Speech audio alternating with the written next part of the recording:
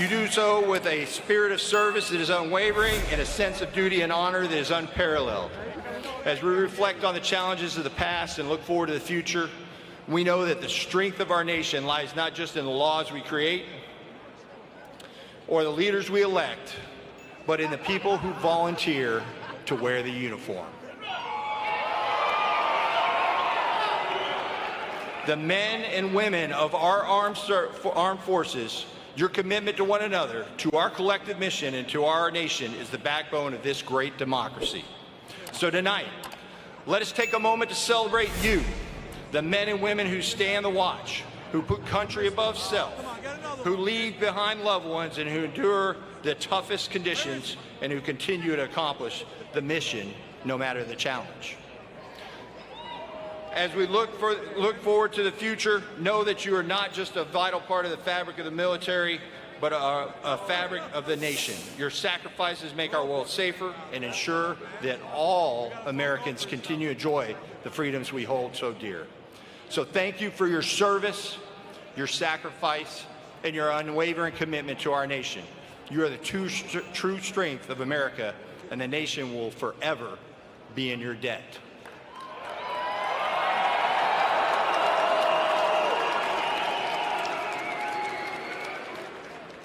Enjoy the evening, as some of you seem to have already. And may we all be reminded in every moment of the immense pride we take in you, the members of the United States Armed Forces. Hey, before I go, though, because that's about it for my speech, we have the opportunity to talk to one of those outstations that's out there right now, I think. I believe we got somebody from Korea on. Hey. Sergeant Major Balmer, how you doing out there on the peninsula? Hey, Sergeant Major, can you read the station number? Yeah, we got you loud and clear, brother. Hey, we're here. We've got our commanding general beside me here, Lieutenant General Denis, and we got some great soldiers here in 8th Army. We just want to say that we're proud to be part of this historic day and these festivities. We answer a couple questions real quick that we always get when we talk back home. One is, what time is it over here? Well, it's noon right now here in Korea on Tuesday. And it's not too bad here. I think it's in the 30s today. But we're all doing great. We're fired up to be here. We can't wait to be part of this great event. Hey, thanks so much, Kent. Hopefully you can hear that applause. We really appreciate you, brother, and everything that you guys are doing to stand the watch out there on. So thank you. And to all of you out there, enjoy your evening, and thank you so much.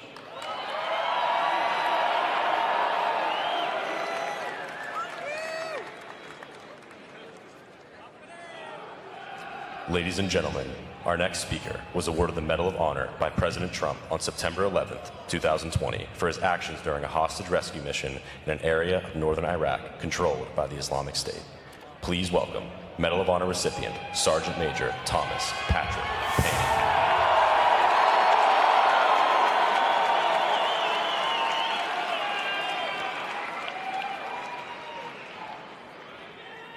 To the President of the United States of America, our Commander-in-Chief, President Trump, welcome home. Your warriors missed you.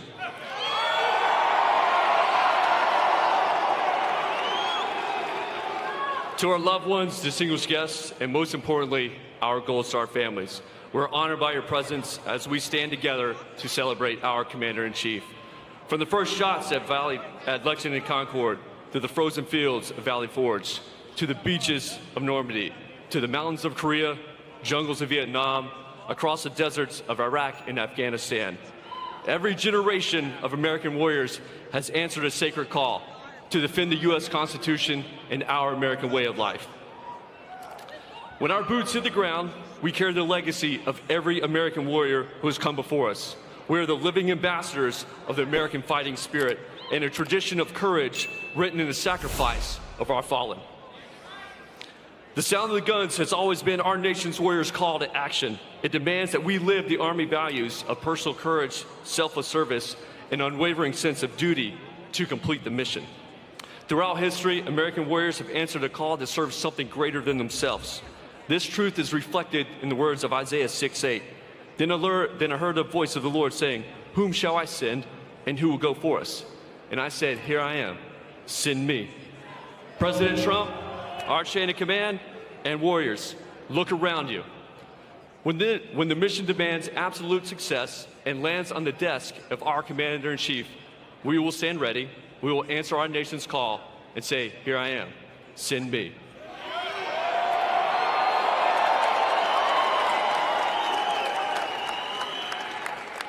When danger threatens, when liberty calls, Americans warriors will always answer the call to service. Victory demands a full measure of our nation's commitment. From the great Americans who support us on the home front, together we are an unstoppable force. This is the strength. It is America's key to victory on any battlefield. Your U.S. military will train relentlessly because we understand the hazards of our chosen profession. When chaos erupts, when the sound of the battle calls, we respond with power and purpose. We fight to win our nation's wars and annihilate our enemies. This is the standard. We honor our fallen by living extraordinary lives in honor of their sacrifice. Their legacy lives on in every victory in our daily lives.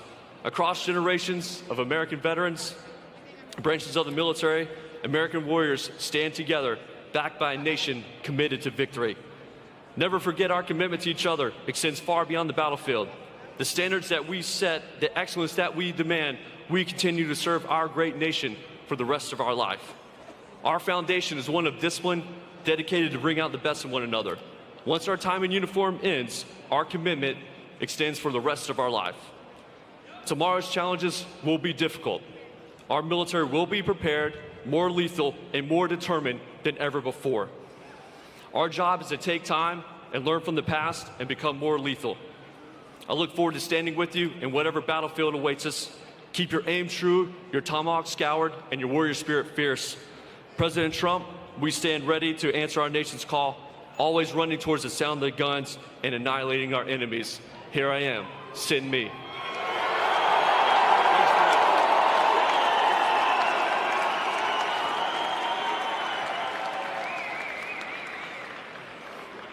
Please welcome Senior Enlisted Advisor to the Chairman, Troy Black, and the Senior Enlisted Leaders for the services.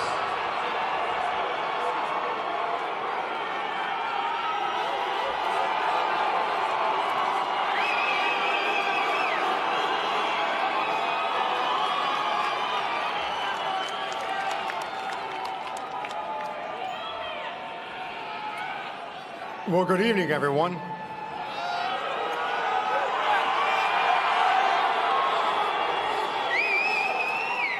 My name is Sergeant Major Troy Black, and I'm the Senior Enlisted Advisor to the Chairman of the Joint Chiefs. Thank you all for being here tonight. To all our military members, our families, our Medal of Honor recipients, family and friends, thank you. Thank you to our first responders, our law enforcement, our fire professionals, and especially our Gold Star families.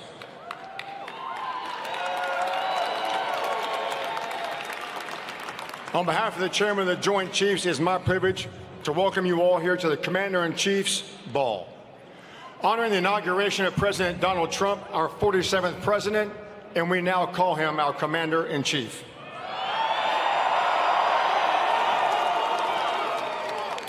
Since 1775, the military has been led by the Commander-in-Chief. The Commander-in-Chief is vested with the authority over all military operations and personnel. As outlined in the Constitution, this role is fulfilled by the President of the United States, and he is responsible for making critical decisions that affect the security and defense of our great nation. And for the last 250 years, the Commander-in-Chief has had the solemn duty to lead our military forces, ensuring they are always prepared to defend our homeland. Once again, President Trump shoulders a tremendous responsibility of guiding our military with strength, vision, and unwavering commitment to the values and freedoms that we hold dear. As a Senior Enlisted Advisor to the Chairman, it is now my distinct honor to introduce to you our service Senior Enlisted Leaders. They carry on one of the highest honors in all of our military forces. They serve our great nation and represent their service members, their service cultures, and are the standard bearers for all that is right in our military. Together as a shining example of our joint force, this group works to ensure that our United States Armed Forces, the absolute finest and most powerful military on the planet,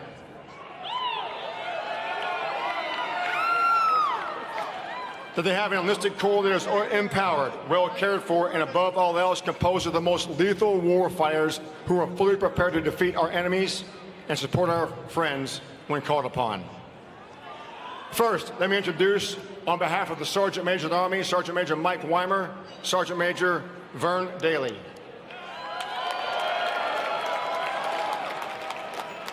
My Sergeant Major of the Marine Corps, Carlos Ruiz.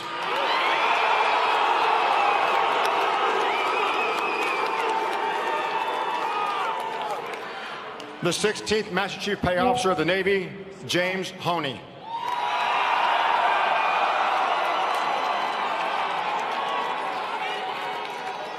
The 20th Chief Master Sergeant of the Air Force, David Pelosi.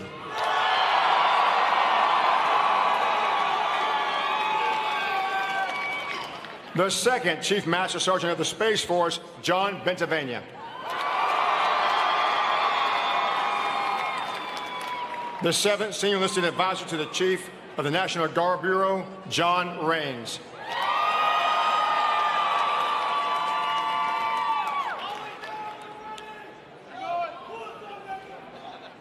I'm not going to say who, brother. And the 14th Master Chief Petty Officer of the Coast Guard, Heath Jones.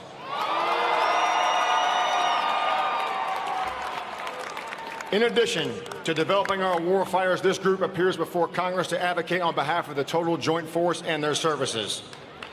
They set the bar for the enlisted development and empower their NCOs with good order, discipline, and the mandatory adherence to standards. They build trust among our allied partners and their friends, and our senior enlisted advisors promote not just their independent strength, but also increase our mutual worth as a joint force. I want to take another moment to acknowledge the force behind our force, our military families.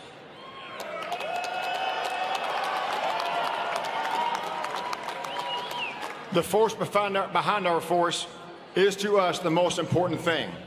Family is absolutely the bedrock of our military, much like our NCOs are the backbone of our services. It is said that non-commissioned officer and petty officer are important to us, but I will tell you right now, without our families, without our friends, without our extended family members, it is nothing to serve our nation, because they are who we serve. On behalf of every service member, past, present, and future, we thank each military family member for your priceless contributions to our nation's security. There is no class or book to teach you for what you do, but being a military family member is exceptional. As exceptional as our service, and you serve along beside us. Can you please join me in a round of applause for our military families?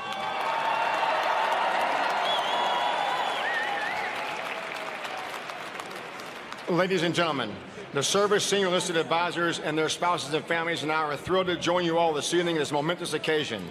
Thank you for all you do to support us and our nation. I'll now close up by asking you to join me in a few moments in the time-honored tradition of celebrating and welcoming our Commander-in-Chief, President Donald Trump. And God bless you, and God bless the United States of America.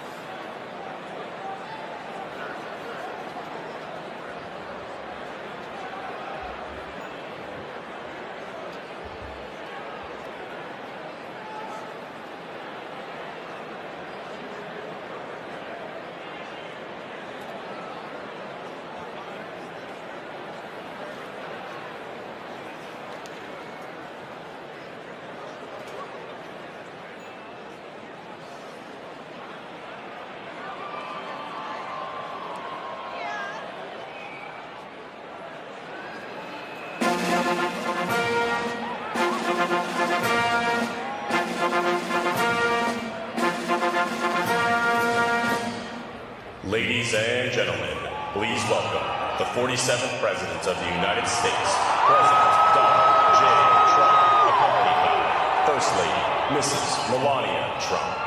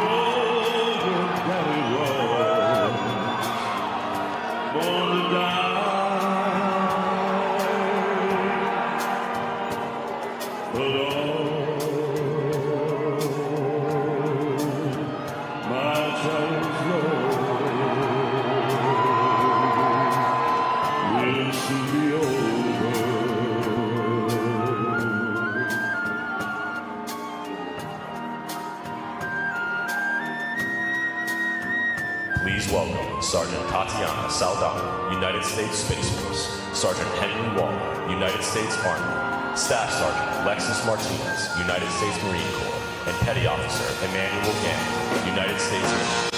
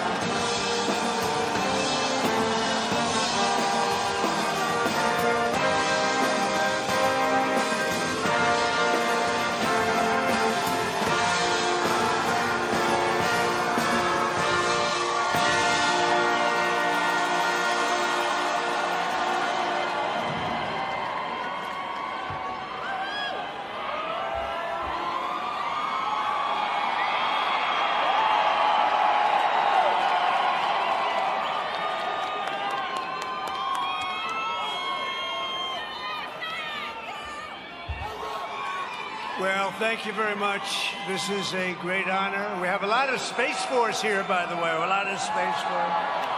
We're very proud of Space Force.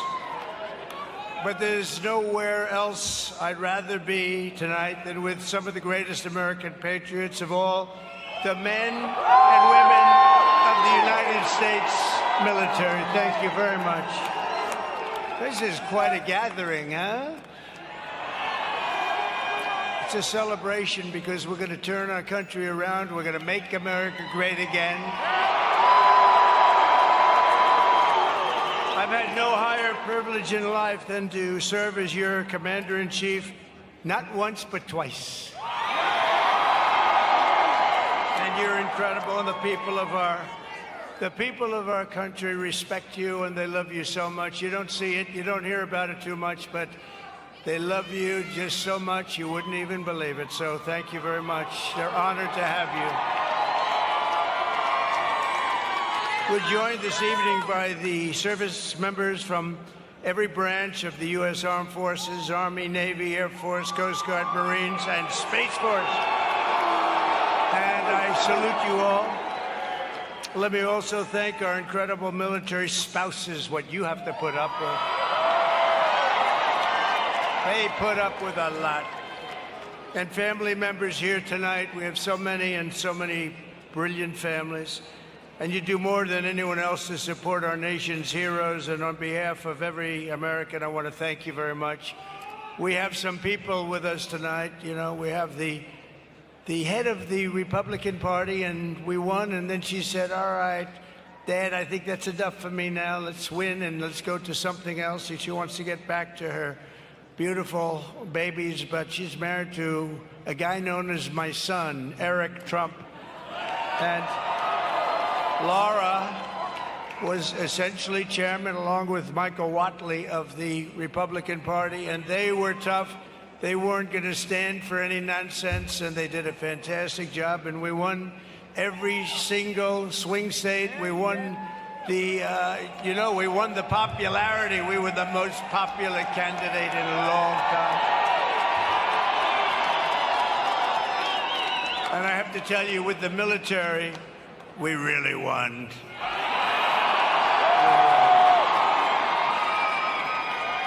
I want to thank, obviously, a tremendous supporter of yours, and if I ever got out of line, she'd get me right back in line when it comes to you. Melania, First Lady, she's been fantastic.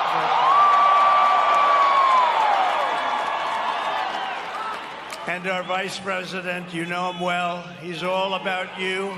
He's a big believer in our military, J.D. Vance and Usha.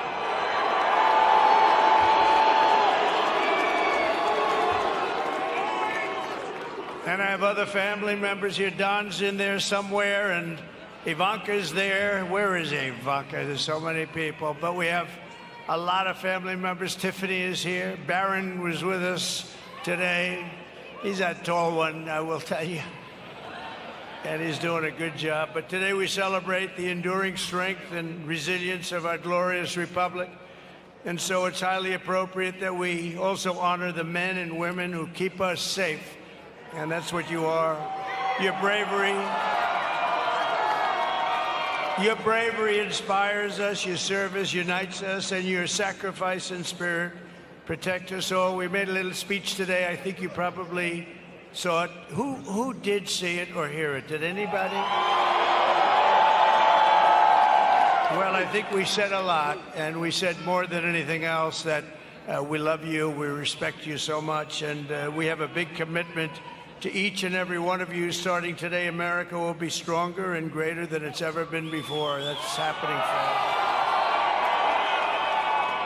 That was a big win. That was a tremendous win. We all worked hard for it, and a big part of the reason that I won was because of my relationship with you, so we appreciate it. Under the leadership of our next Secretary of Defense, who I just saw, Pete Hegseth, who's fantastic. Where is Pete? I saw him backstage. I don't know. There's so many people. How do you find anybody in this crowd? This is a big crowd. But if Pete's around, if Pete can hear this, come on up here, Pete. But we will again, Bill, the most powerful military the world has ever seen. We're going to have it. You know, we did that 4 years ago, and then it was a little bit dissipated. But we're going to do it again, but much bigger, much stronger than ever before. We're also doing the Iron Dome, all made in America. We're going to have a nice Iron Dome. You're going to protect us with the use of the Iron Dome. Instead of worrying about political agendas, you don't have to worry about that at all. There's only one focus: defeating America's enemies. We're not going to be defeated. We're not going to be humiliated. We're only going to win, win, win. We're going to win, win, win. And we really do have some just incredible people working with us. So I've been looking around for generals like George Patton, Douglas MacArthur, Ulysses S. Grant. His stock has gone way up in the last 20 years, wouldn't you say, JD?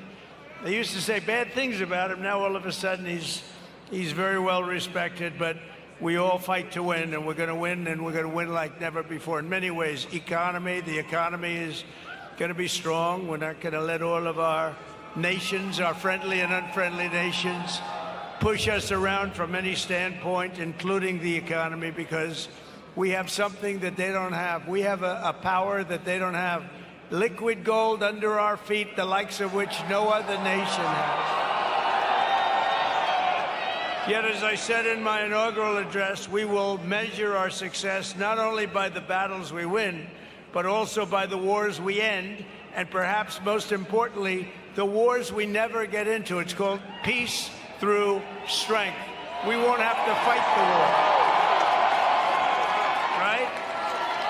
We don't have to fight the wars. If we can do it without fighting, as long as we have total victory, we do it without fighting. Through our power and might, we will lead the world to peace. Our friends will respect us, our enemies will fear us, and the whole world will admire the unrivaled greatness of the United States military.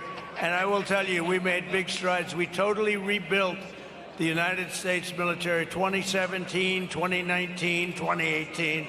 We rebuilt the entire U.S. military, and now we're going to do it again. A lot of it's been dissipated by people that don't know what the hell they're doing.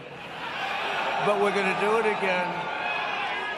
And this is going to be the dawn of the golden age of America. This is the golden age of America. And tonight, I'm filled with optimism for what lies ahead over the next 4 years. We will replenish the pride of our armed forces, end the recruitment crisis. And by the way, the recruitment numbers are through the roof in the last 2 months. I wonder why. Why? I don't. Why the hell are they through? You know, you have a little problem with recruitment. That's not good. And now the numbers are higher than they've just about ever. You know why? They love what they see for the future of our country. And they didn't love what they were seeing for the last 4 years. It was ridiculous. It's a big thing, actually. There's big stories. The recruiting has gone really through the roof, and that's good. I want to thank every service member here tonight and across the globe to know that you're at the heart of America's greatness. It's an exceptional honor to join you again in serving this magnificent nation that we all love, and that we're going to make greater, better, bigger, stronger. We're going to make it something that even you will be surprised. You'll see that, and it's going to be led by our great military, the strength of our military. We're going to make our military so strong that we don't have to use it. Wouldn't that be good? We don't have to use it. They'll look at us and they'll say, there's no way we're going after that one. So I want to just say to you, God bless you. God bless our armed forces. God bless our men and women serving overseas. And God bless the United States of America. Thank you. Thank you very much.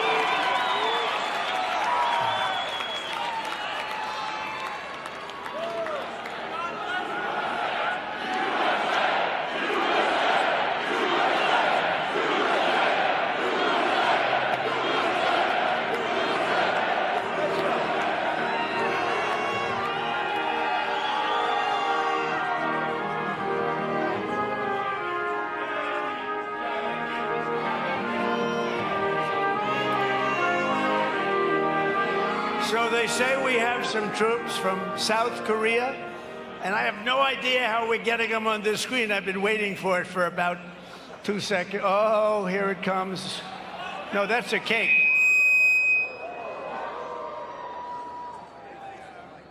Hello, everybody. How we doing over there? How's Kim Jong-un doing?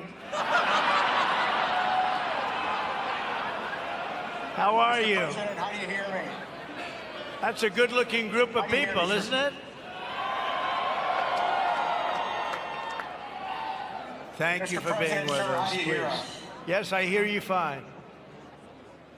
Sir, I'm Lieutenant General Chris Lee, Commanding General 8th Army. This is Command Sergeant Major Raman Ballmer. We're based at Camp Humphrey, South Korea, United States bedrock of unmistakable land power on freedom's frontier in Asia. Protection of both homelands, sir.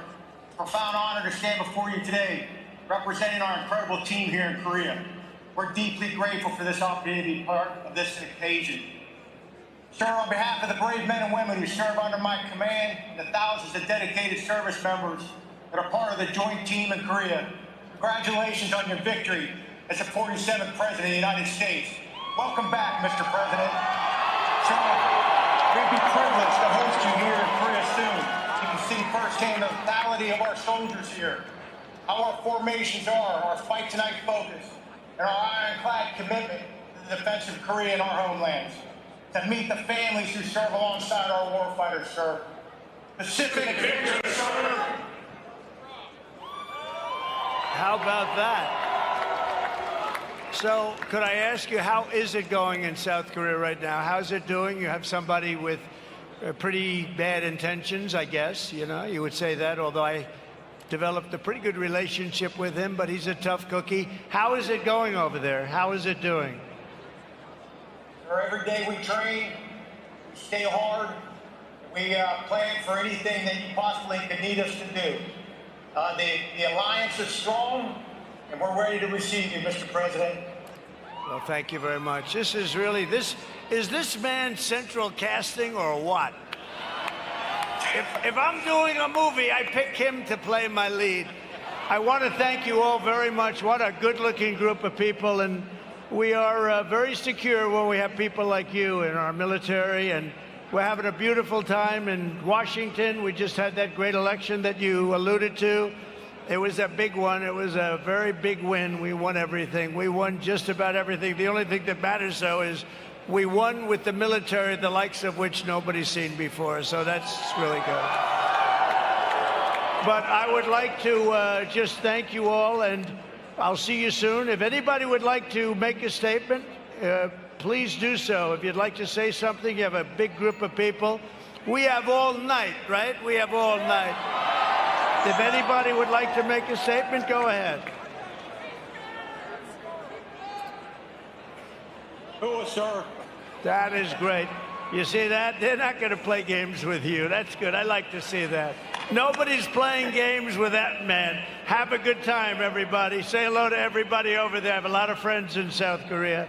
And great job. You look really sharp, really special, and you are a special guy. Thank you very much. Thank you. Thank you, Mr. President. Thank you very much. That's great, isn't it?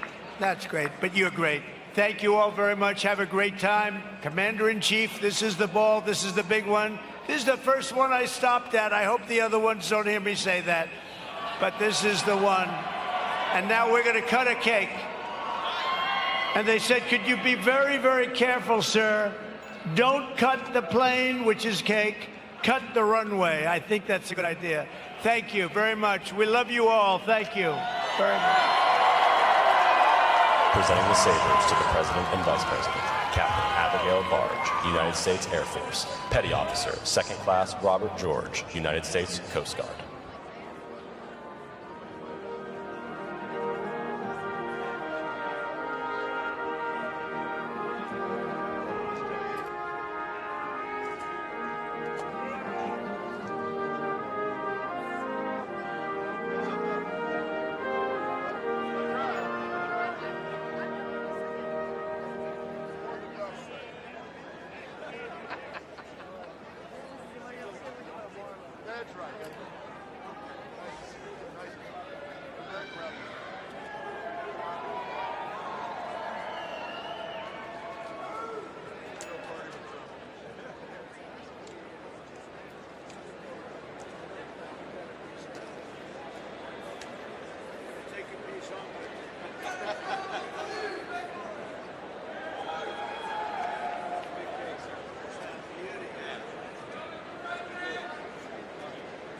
Service is getting very nervous right now.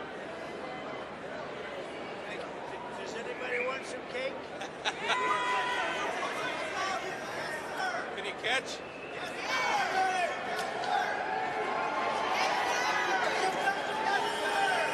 Good stuff.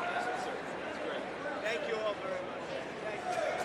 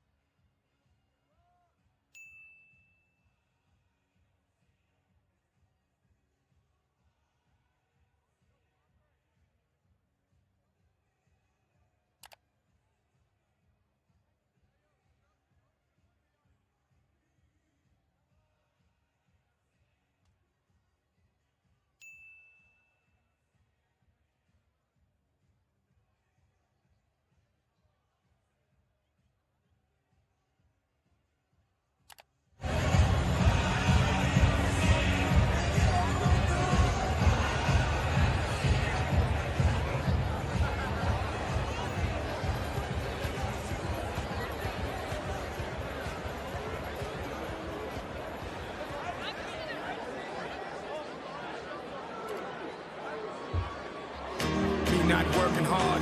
Yeah, right, picture that with a Kodak. Or better yet, go to Times Square, take a picture of me. Don't forget to like, subscribe and hit that notification bell for more updates and news. Thanks for watching.